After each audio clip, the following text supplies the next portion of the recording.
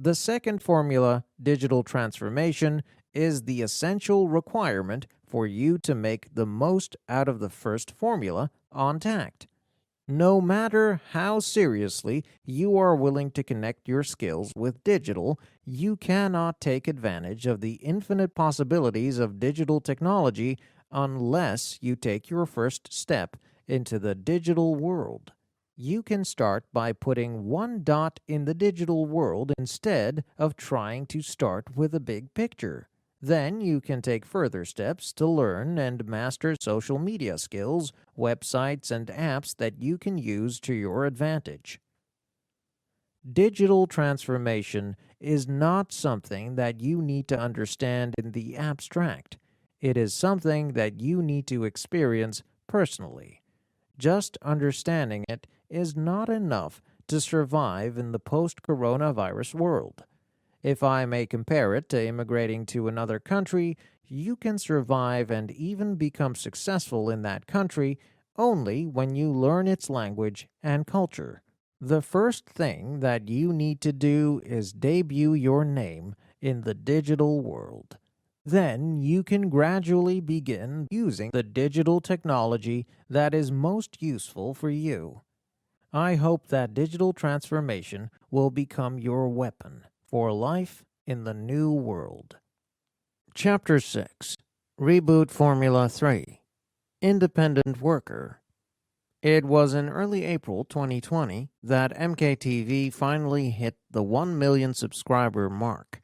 The first video I released after hitting the 1 million mark was titled Spring Club 6-Week Project. In this case, spring referred to the helical metal coil, not the season. I named the club Spring because I wanted to encourage my subscribers to remain resilient and bounce back, like a coiled spring. I wanted to help them find opportunities in the present crisis instead of feeling constantly weighed down by the coronavirus. During the project, each morning, I uploaded a video in which I expressed my thoughts about the coronavirus pandemic and solutions to it. I called on my subscribers to explain their situations in a comments box.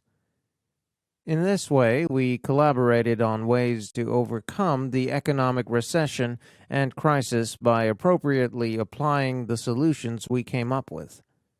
The day after uploading the first video of the project, I read a comment that reduced me to tears. It had been left by a single mom subscriber, Esther. She wrote, "I'm a single mom who barely makes it day to day by trying to build stronger immunity. When it's getting really difficult, I wrap up for the day listening to your motivational speeches. And then, today, I was told not to come to work anymore.